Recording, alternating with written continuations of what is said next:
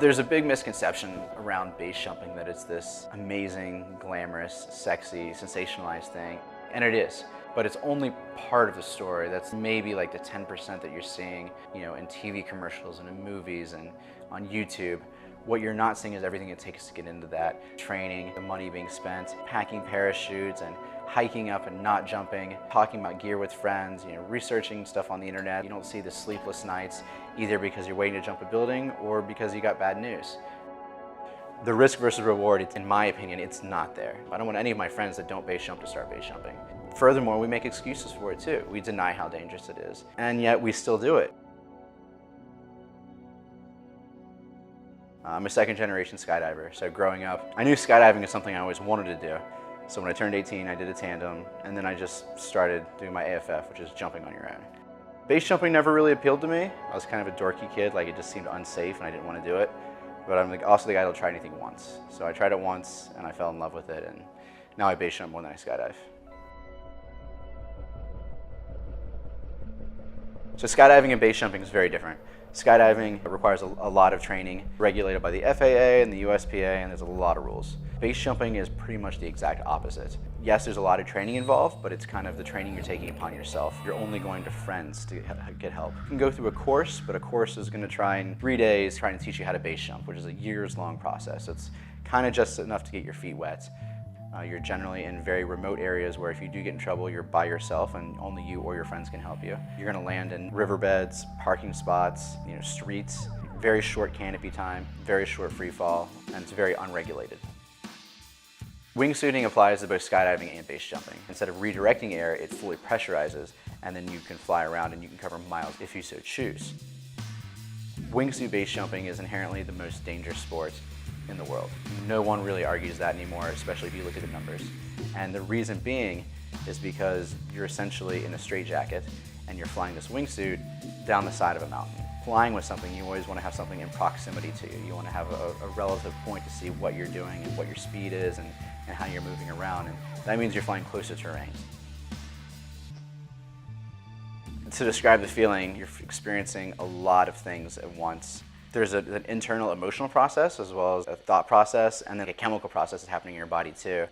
You go up to the top of a cliff, you're gearing up, you're laughing, and you're talking about your flight lines. So there's that moment of camaraderie. And then things get real serious, and everyone knows, okay, it's game time. Let's talk about this, let's get our straight faces on, let's do it. Then your body starts speaking up. It's your fight or flight response. Your body's saying, whatever you're gonna do not do this. And you have to push past it. And your heart starts racing, and you don't quite get tunnel vision, but you start focusing on the task at hand.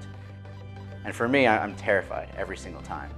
And then you get to the exit, everything gets real quiet, and as soon as I start my count, everything else just goes away. All distractions go away, and the fear is gone. It's flipping a switch.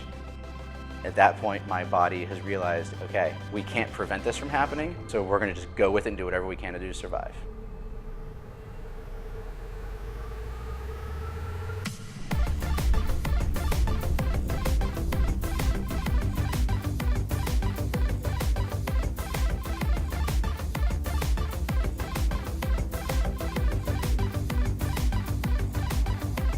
So you jump off the cliff, you're essentially in a straitjacket that's pretty floppy, but it's gonna start inflating any second, so you have to hold that body position. And then as you start to build speed, about 3 seconds in, you've accelerated enough to feel the wind pushing on the suits, and you take off, and then you start flying. It's like, all right, we're doing this, we're cooking, we're flying. You are flying for survival, but you're enjoying it at the same time. For me, I'm just usually like grinning ear to ear, mouth wide open, just loving the experience. I hit my point, I flare out, and then I open my parachute. And as my parachute's opening, holy shit, you just did this. This is amazing, it's so much fun. Get down, you idiot, so you can go back and do it again. And when I land, it's like, yes, we did it. Go find your nearest friend and high five them. Give them a hug. Share the love that you guys just experienced on this jump, because maybe 200 people in the world do this, and you guys just did it together. So let's go do it again.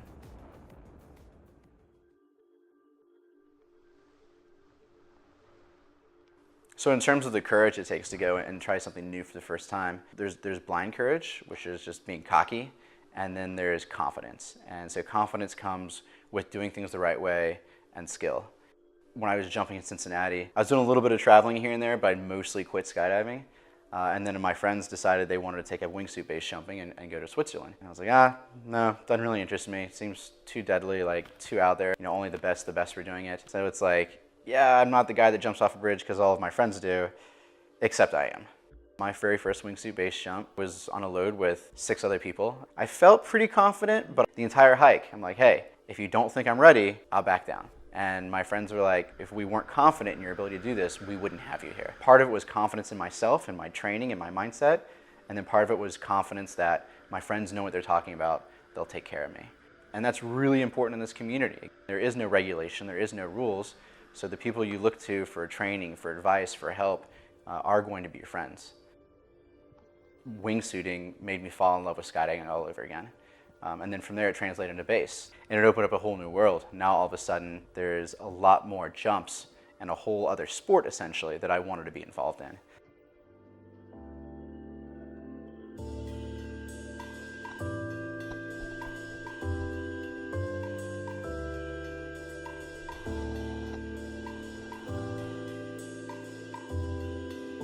And I started traveling to like exotic places around the world and realizing, oh, you know, I could do a triple gainer off this building in Malaysia, or I can do this amazing double laid out gainer off this most beautiful bridge you've ever seen. There's so much to do, and I just enjoy the camaraderie.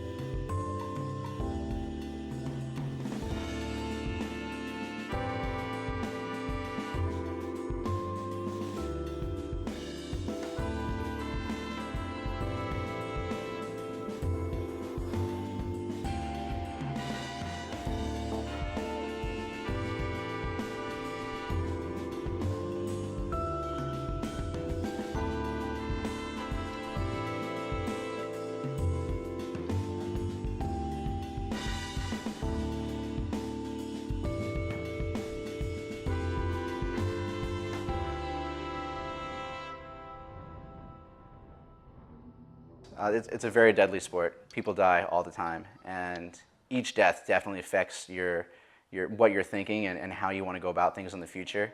I made the decision this summer to quit wingsuit base jumping, and that's it. I was done with it. And then I got invited on a few trips, and when I realized how excited and how passionate and how fast it all came back, I was like, no, this is still a part of me. This is still, despite everything, this is still something that I want to do. Every year I feel slightly different about it. In 10 years I've actually quit skydiving twice altogether. You really cannot justify the reward versus the risk. Yet we keep coming back and we keep doing it. I would say the most important thing right now is the company that I'm with and who I'm sharing that experience with. I think you just have to live in the moment in anything you do. Always be looking at the next point in front of you. I challenge myself every day for no reason at all. And when you get that sense of accomplishment, it just encourages you to take it the next step. Base jumping has taught me a lot about life, love, experience. I used to be this real nerdy, overweight kid, no confidence, had no idea what I was doing, no idea what I wanted out of life. I assess risk very, very uniquely now. The way I make decisions, the way I choose to have relationships with people.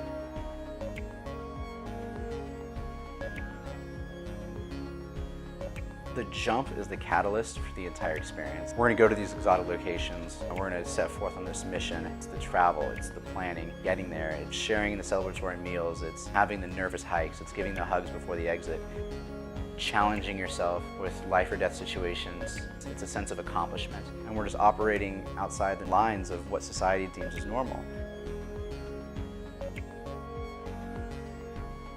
We experience things that no one else on the planet experiences, and we're doing it together.